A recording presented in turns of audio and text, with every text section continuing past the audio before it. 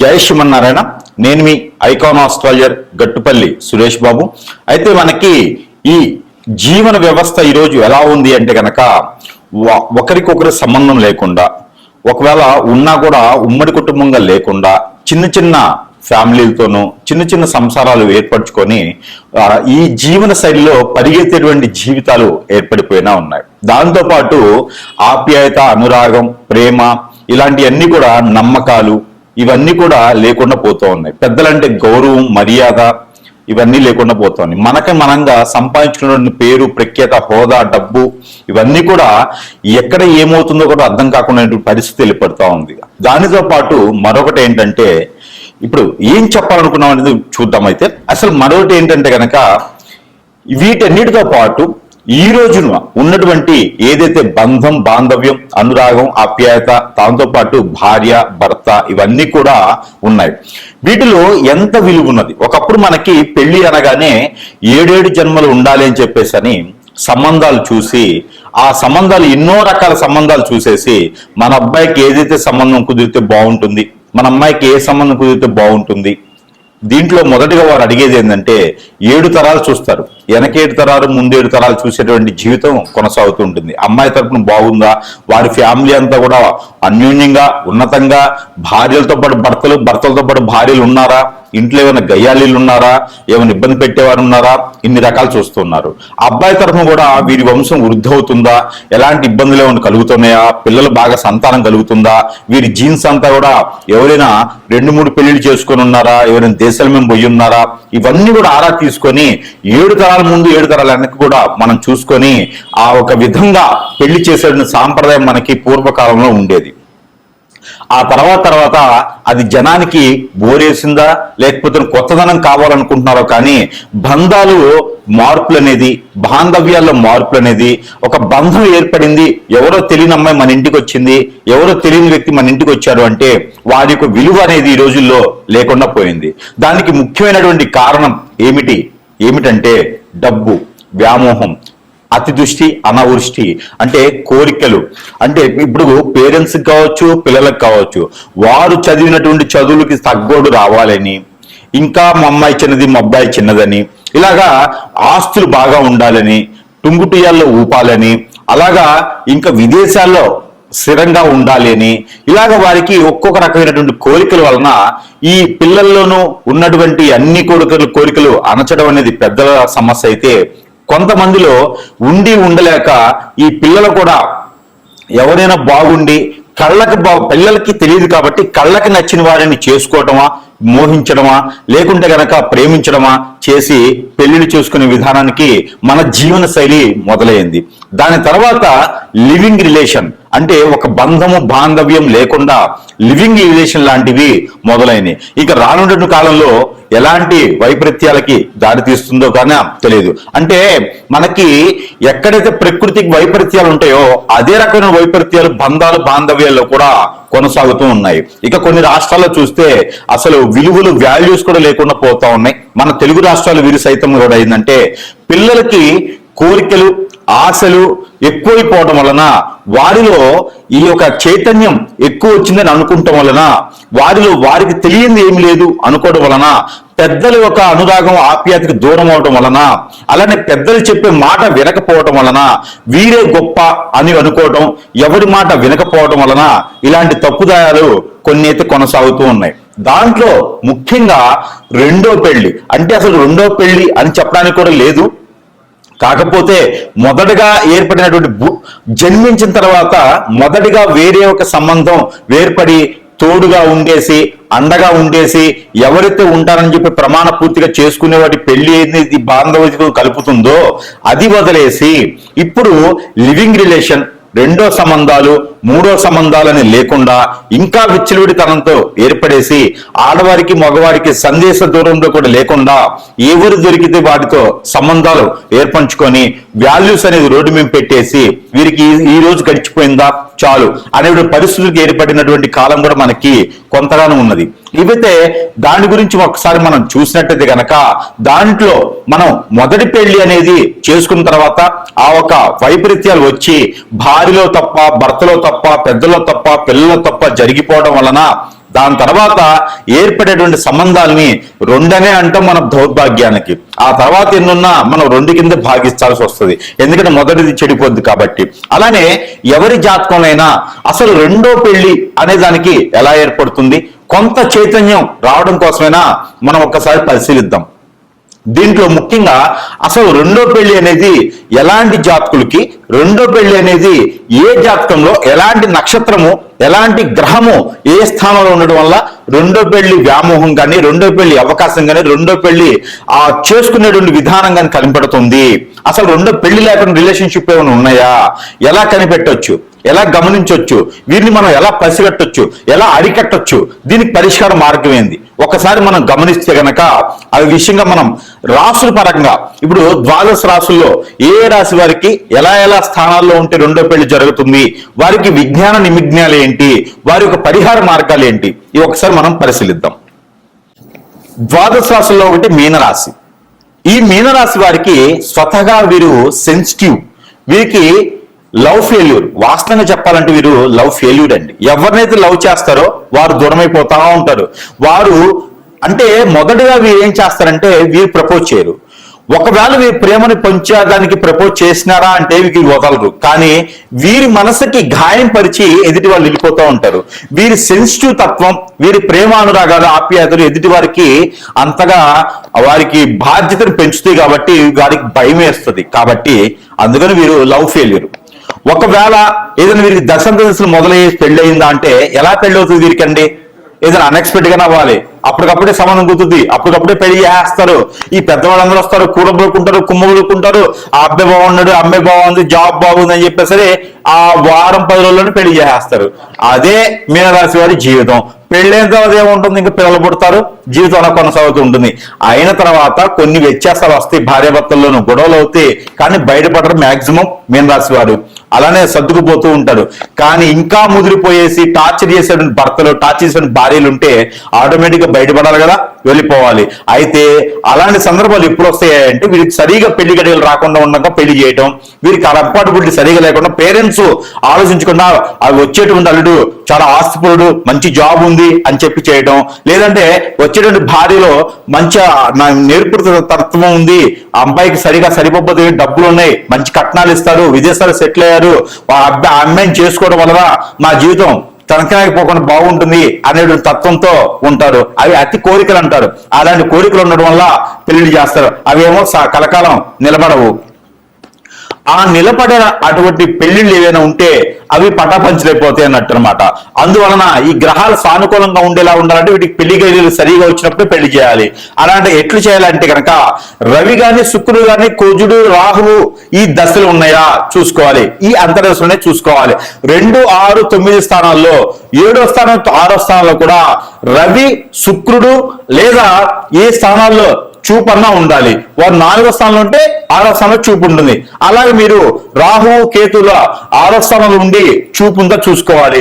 దశలో కాకుండా గోచార ప్రకారంగా గనక మనకి 4వ స్థానంలో గురువు కానీ, 6వ స్థానంలో శుక్రుడు కానీ, 6వ స్థానంలో గురువు, 4వ స్థానంలో శుక్రుడు కానీ, 9వ స్థానంలో రాహువు, కేతువులు కానీ ఎవరైనా ఉన్నారా గోచార ప్రకారంగా, 9వ స్థానంలో బుధుడు, గురువులు ఎవరైనా ఉన్నారా, వారి యొక్క చూపు 6వ స్థానం, 4వ, 7వ స్థానంలో ఉంటుంది. కాబట్టి గోచార ప్రకారంగా చూసినప్పుడు మీకు 19 సంవత్సరాల నుంచి 25 సంవత్సరాల లోపు ఖచ్చితంగా పెళ్లి అయిపోతుంది.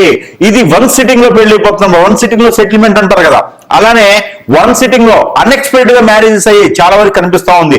ఒకవేళ ఆ మ్యారేజ్ ఏదైనా కంఫర్టబుల్ లో కానీ అతి ఆశలతో కానీ కుదరలేదు, అవ్వలేదు, అబద్ధం ఆడారు కాబట్టి కంఫర్టబిలిటీ కుదరలేదు అనుకున్నటువంటి వాళ్ళు ఎవరైతే ఉన్నారో వారందరూ కూడా సెకండ్ మ్యారేజ్ అవ్వాలనుకుంటే కనుక నేను చెప్పినటువంటి గ్రహస్థితి వారికి రెండోసారి అవకాశం వారికి 27వ సంవత్సరం నుంచి 33 సంవత్సరం, ఈ 36వ సంవత్సరం నుంచి 39వ సంవత్సరం లోపు వస్తుంది. కాబట్టి అలాంటి స్థితిగతులు ఉన్నప్పుడే మీకు పెళ్లి చేసుకోండి.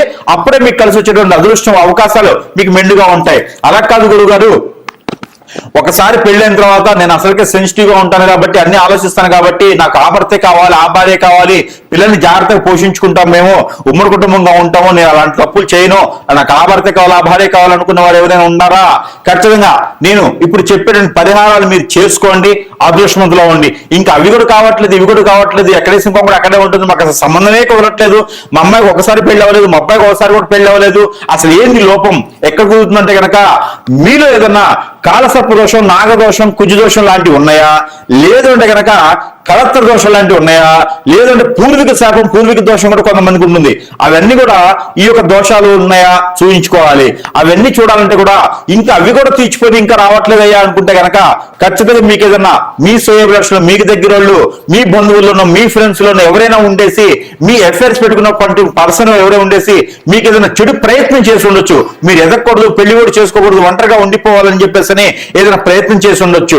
అది కూడా మీరు గమనించుకోవాలి. ఇవన్నీ కూడా మీరు మీకు మీరుగా గమనించుకోలేరు. ఎక్కడైనా సమీపంలో ఉన్నటువంటి గురువు గారి దగ్గరికి వెళ్తే వారు మీకు సమీపంలో ఉన్నటువంటి గురువు గారి దగ్గరికి వెళ్తే అప్పుడు మీకు ఆయన మీకు వచ్చినటువంటి డౌట్లు ఏమున్నాయో మీ జాతకం చూసి, మీ యొక్క ఫేస్ చూసేసి అప్పుడు చెప్పేదానికి అవకాశాలు ఉన్నాయి. మీకు ఉన్నటువంటి అన్ని కూడా పరిహార మార్గాలు చూపించేటువంటి అదృష్టం ఉంటుంది. కాబట్టి ఆ మేర ప్రయత్నం చేయండి. అలానే కాకుండా ఈ చివరి ఇప్పుడు చెప్పేటువంటి పరిహారాలను మీరు పాటించినట్టయితే దూరమైన భక్త, దూరమైన భార్య, దూరమైన పిల్లలు కూడా మీకు సమీప దూరానికి వచ్చేదానికి అవకాశాలు మెండుగా ఉన్నాయి. కాబట్టి ఈ విధమైన పరిహారాలు చేసుకొని అదృష్టవంతులు అవ్వచ్చు. అయితే మనకి ఏదైతే పరిహారాలు ఉన్నాయో ఈ రాశి వారు కనుక ఈ పరిహారం చేసుకున్నట్లయితే ఖచ్చితంగా ఏదైతే భర్త దూరమవుతున్నాడు అనేటువంటి భారం తగ్గేటువంటి దానికి సపోర్ట్ ఉంటుంది. అలానే భార్య దూరం అవుతుంది, పిల్లలు ఒంటరైపోతున్నారు అనుకున్న వారికి అయితే ఖచ్చితంగా ఈ పరిహారం పనికొస్తుందని అయితే నేను అనుకుంటున్నాను. అయితే ఏం చేయాలంటే కనుక మీ భార్యది కావచ్చు, భర్తది కావచ్చు, పేరు సపోజ్ ఎంతైతే పేరు ఉంటుందో దాన్ని ఇంగ్లీష్ లెటర్స్ లో మీరు చూసుకోండి.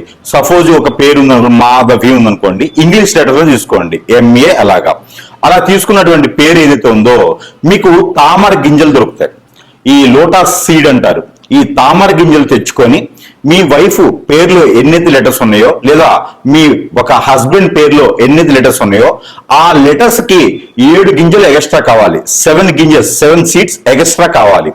ఆ తీసుకున్నటువంటి దాంట్లో మీరు 11 డేస్ అంటే డే 1 నుంచి 11 డేస్ వరకు కూడా ఈ సీడ్ మీద తనకి ఒక్కొక్క గింజ మీద ఒక్కొక్క లెటర్ రాయండి.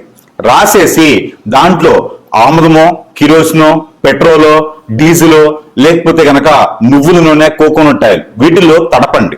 ఒక పేపర్లో పెట్టి తడిపేసేయండి. ఇది మీరు ఇంట్లో చేస్తే ఈ చేతికి మట్టి అంటుకుంటుంది, అంటే చేతికి ఈ పొగ గాని మంట గాని అంటుకుంటుంది. ఎక్కడైనా దూరంగా చేసే ప్రయత్నం చేయండి. ఇంట్లో ఇవి ఏం చేయాలంటే ఒక్కొక్క లెటర్ మీద ఒక్కొక్క పేరు రాసిన తర్వాత అవన్నీ కూడా ఒక 7 గింజలు ఎక్స్ట్రా తీసుకొని ఒక పార్సల్ చేసి దాంట్లో ఈ ఆయిల్ వేసి కనుక కాల్చి వేయండి. ఇది ఉదయం, సాయంత్రం సమయంలో చేయొచ్చు. రోజుకొక్కసారి చేసినా కూడా తను వేరే వాళ్ళకెళ్ళి చూడకుండా, తను వేరే లైఫ్ కి వెళ్లకుండా, తను వేరే పెళ్లి వేరే స్త్రీ వైపు చూడకుండా కూడా మీకు సానుకూలమైనటువంటి వాతావరణం కనబడుతుంది. మరొకటి ఏంటంటే కనుక ఇలా చేస్తూ 11 రోజులు దానితో పాటు తన యొక్క ఫోటో ఏదైతే ఫోటో ఉంటుందో దాన్ని A4 సైజులో 4 సైజ్ అంటే 4/6 అనేటువంటి సైజు ఉన్నటువంటి ఫోటో ఏదైతే ఉంటుందో ఆ ఫోటో కింద 4 నిమ్మకాయలు పెట్టండి. ఒక్కొక్క మూలన ఒక్కొక్క నిమ్మకాయ పెట్టాలి. స్త్రీ అయినా, పురుషుడైనా, భార్య అయినా, భర్త అయినా, ఎవరైతే దూరం అయితే తట్టుకోలేకపోతున్నారో వారు చేయవచ్చు. అయితే ఈ యొక్క 4 నిమ్మకాయలు అనేది ఫోటో కింద పెట్టాలి. ఆ ఫోటో పై వైపున గుండు సూది గుచ్చాలి. ఎలాగా? ఫోటోకి నిమ్మకాయకి మధ్యన పైన గుండు సూది గుచ్చాలి. మన మంచానికి కోళ్ళులాగా ఉండేటువంటిది నిమ్మకాయలు, పైన ఉండేటువంటిది మంచము. తర్వాత ఫోటోకి అలా గుచ్చితే సేల్లాగా గుండు సూది గుచ్చండి. ఆ గుచ్చిన దానిపైన పసుపు, గంధము, కుంకుమ ఈ 3 కూడా కలగలపండి. కలగలిపి దాంట్లో పొడి చున్నం అని దొరుకుతుంది. ఆ చున్నం కూడా దాంట్లో కలపండి.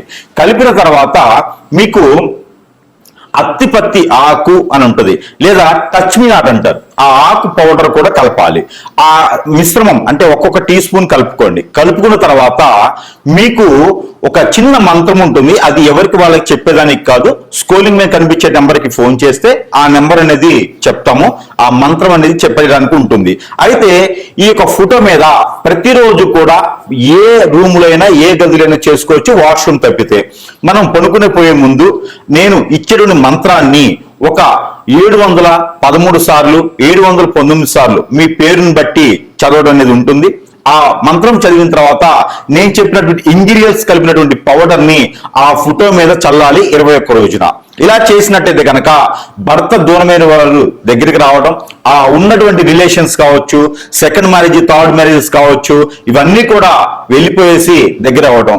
భార్య ఏదైనా వేరే చెప్పు చేతుల్లోకి వెళ్ళిపోయినా, వేరే మాట విని ఆశతో కోరికతో బయటికి వెళ్ళిపోయిందన్నా కూడా ఆవిడ కూడా మీకు తిరిగి మళ్ళీ వచ్చేదానికైతే అవకాశం ఉంటుంది. ఖచ్చితంగా ఈ పరిహారం చేసి చూడండి. మరొక పరిహారం, అలానే భార్యాభర్తలు దూరమైనంత వలన మీకు చిన్న చిన్న పరిహారాలతో కూడా వాడు దగ్గరయ్యేదానికి అవకాశాలు. అలానే భార్యన భర్త అయిన రెండో పెళ్లి వైపు వెళ్లకుండా ఏ బాధ వచ్చినా ఏ బంధం వచ్చినా కట్టుబడి బాధ్యత ప్రకారంగా ఉండేలాగా ఉండాలి అనుకుంటే గనక ఖచ్చితంగా ఈ యొక్క పరిహారం చేసినట్టయితే ఖచ్చితంగా మీకు అదృష్టం అనేది ఉండొచ్చు. అది ఏమిటంటే కనుక మనకి కాటన్ సీడ్ అంటారు, పత్తి గింజలు. ఈ పత్తి గింజలు ఏవైతే ఉన్నాయో తన పేరుని తలుచుకుంటూ నాకు నా భర్త రావాలి, నాకు నా భార్య నాకు దగ్గర అవ్వాలి అని తలుచుకుంటూ ఎక్కడైనా సమీప దూరంలో గురువు గారు ఉంటే సంప్రదించండి. వారు ఏదైనా పరిహారం చేస్తే చేయండి. లేదు అంటే గనక ఈ రకమైనటువంటి పరిహారం ఖచ్చితంగా చేసుకుంటే మీకు 41 రోజుల్లో ఫలితం అయితే లభిస్తుంది. 41 రోజులు చేసిన తర్వాత ఫలితం రాలేదు అంటే గనక ఖచ్చితంగా వస్తుంది. మరో 15 రోజులు ఆగండి. 41 రోజు చేస్తే సరిపోతుంది. మనము ఒక అమ్మవారికి కానీ స్వామివారికి కానీ దీక్ష చేస్తే కూడా ఖచ్చితంగా దాని ప్రతిఫలం ఎన్నో సంవత్సరాలు పడుతుంది. కానీ మనసు మైండ్ మారినట్టు తర్వాత భార్య అయిన భర్త అయిన దూరం అయ్యారు అంటే అది ఇంకొక చెంతకి చేరుతున్నారని అర్థం. ఆ చెంత నుంచి మళ్ళీ మన వైపు రావాలి అంటే గనక మనలో ఉన్నటువంటి లోపాలు ఏమున్నాయో అవన్నీ కూడా మారేటువంటి ప్రయత్నం చేయాలి మొట్టమొదటిసారిగా. రెండోది, మనం ఏదైతే కాటన్ సీడ్ అంటే పత్తి గింజలు ఏవైతే ఉంటాయో ఈ పత్తి గింజలు తీసుకొని రోజుకి ఒక 11 చొప్పున చేతిలో పెట్టుకొని ఏదైతే మీ హస్బెండ్ కావచ్చు వైఫ్ కావచ్చు పేరుందో అంటే వెళ్ళిపోయినటువంటి వారి పేరు తీసుకొని 236 సార్లు పఠన చేయండి. నా వైఫ్ నా దగ్గరికి రావాలి, మా వైఫ్ పేరు ఇది, మా దగ్గరికి రావాలని చెప్పేసి పఠన చేసుకొని ఆ పత్తి గింజల్ని మీరు ఒక పేపర్లో కట్టేసి కాల్చి వేసేసేయండి. ఏ రోజుకి ఆ రోజు ఈ పని చేయాలి. మరొకటి, తెల్ల ఆవాలు అని దొరుకుతాయి. ఈ తెల్ల ఆవాలు గసగసాలు అవొక టీ స్పూను ఇవొక టీ స్పూను తీసుకొని మీరు మీ చుట్టూతా దిష్టి తీసేసుకొని ఆ దిష్టి తీసుకుని చేతిలో పెట్టుకున్న తర్వాత నా వైపు నా దగ్గరికి రావాలి, నేను చేసిన తప్పులే ఉంటే క్షమించాలి, నేను మళ్ళీ అలాంటి చెయ్యను అని చెప్పేసి మనస్ఫూర్తిగా మీ కులదైవానికి ఇష్టదైవానికి కొలుచుకొని కనుక మీరు ఏదైనా మీకు నచ్చినటువంటి అమ్మవారికి స్వామివారికి ముడుపు మొక్కుబడి చేసుకొని కనుక మీరు ఈ ఆవాల్ని ఈ యొక్క గసగసాల్ని పెనం ఉంటుంది కదా ఇంట్లోను, ఆ పెంక మీద లైట్ గా ఏమి వేయకండి, ఆయిల్ లాంటి ఏమి వేయకుండా ఆ మూకుడు మీద లైట్ గా ఫ్రై చేసేసి పడివేయండి. ఇలా చేయండి. ఇలా చేస్తే ఖచ్చితంగా మీకు దూరమైనటువంటి భర్త మీకు దగ్గర వస్తారు, మీకు దూరమైనటువంటి భార్య మీకు దగ్గర వస్తుంది ఖచ్చితంగా. ఈ తర్వాత వచ్చేసి మీకు చిన్న దువ్వ ఉంటుంది, మనకి బయట దువ్వ ఉంటుంది. దువ్వ అంటే మనకి బయట మట్టిలోని జల్లెడ పెట్టినటువంటి దువ్వ మెత్తగా పౌడర్లా ఉంటుంది. అదొకటి తీసుకొచ్చుకొని మనకి చిన్నప్పుడు చదువుకున్నటువంటి పలకలు ఉంటాయి. మనకి ఒకప్పుడైతే మట్టి పలకలు ఉండేవి, ఇప్పుడు ప్లాస్టిక్ పలకలు ఉంటూ ఉన్నాయి అన్నమాట. పలక అంటే మనం రాచేటువంటి బోర్డు, అలాంటి పలక తీసుకొచ్చుకొని దానిపైన మీ యొక్క శ్రీమతి పేరు కానీ మీ యొక్క భర్త పేరు కానీ రాసుకోండి. ఎవరైతే దూరమయ్యారో వారి పేరు రాసి ఆ దువ్వ ఏదైతే ఉందో దానిపైన పోయండి. దానిపైన పోసి 3 రోజులు మీ మంచ కింద పెట్టేసేయండి, ఏదైనా కవర్లో పెట్టేసి. ఆ తర్వాత ఆ దువ్వ దాని మీద ఉంచేసి మీరు కళ్ళు మూసుకొని కళ్ళకు గంతలు కట్టుకొని ఆ దువ్వని ఊదండి. చేత్తో దువ్వను ఊదాలి. ఆ 3 రోజులు కూడా ఒక రాగి పాత్రలో నీరు పెట్టేసి దాంట్లో ఒక లోటస్ పువ్వు వేసేసి ఆ ఒక నీరు పెట్టినటువంటి పాత్రని మనకి గడప లోపల నుంచి బయట వైపు, బయట నుంచి లోపల వైపు చూసేటువంటి విధంగా చూసుకోండి. లోపల నుంచి బయట వైపు వస్తూ ఉంటే కుడి వైపున ఉండాలి. కుడి వైపున పెట్టేసి దాని మీద ఒక మూత వేయండి, లోటస్ పువ్వు పెట్టేసి. ఇలా చేసినట్టయితే కనుక మీకు ఎన్నో సంవత్సరాల క్రితం దూరమైన భర్త కూడా మీ దగ్గరకు వచ్చేదానికి ఉంటుంది, భార్య కూడా మీకు ఇచ్చి దూరం అయితే కూడా వస్తుంది. అలా కాదు గురువు గారు మాకు దూరం అయితేనే చాలు అనుకుంటే ఇంక ఈ రెమెడీస్ అని మీ పని చేయవు. దూరమయ్యి బాధపడే వాళ్ళు, పిల్లలు భార్య, పిల్లలు భర్త ఇబ్బంది పడేవాళ్ళు ప్రతి ఒక్కరు కూడా ఈ పరిహారంలో ఏ ఒక్కటి చేసినా కూడా మీకు ఖచ్చితంగా వారే దగ్గరికి వస్తారు. లేదు మాకు దూరం అయితేనే బాగుండు, ఇవన్నీ మాకు వద్దు అంటే కనుక ఆల్రెడీ దూరం అయినారు కాబట్టి ఈ పరిహారాలు మీకు అవసరం లేదు. ఇలాంటి పరిహారాలు చేసుకొని దూరమైన భర్తను దగ్గర చేసుకోండి, దగ్గరైన భర్తను దూరం చేసుకోండి. కాబట్టి ఇలాంటి చేసుకుని అదృష్టవంతులు అవ్వాలి. పిల్లలు పెద్దలు అందరూ కూడా భార్యాభర్తలు అన్యోన్యంగా ఉండడానికే నా ఆలోచన. అలా ఉంది అంటే గనక సంఘంలో గౌరవులు మర్యాదలు ఆప్యాయతలు అనురాగాలు పెద్దల దగ్గర ప్రతిష్టలు అన్ని వస్తాయి. డబ్బు వస్తుంది, జాబ్ వస్తుంది, పలుకుబడి పేరు ప్రఖ్యాత హోదా అన్ని కూడా మనకు సొంత చేరుతాయి. కాబట్టి ఇలాంటి పరిహారాలు చేసుకొని ఉమ్మడి కుటుంబంగా ఉండాలని నా కోరిక. జై శ్రీమన్నారాయణ.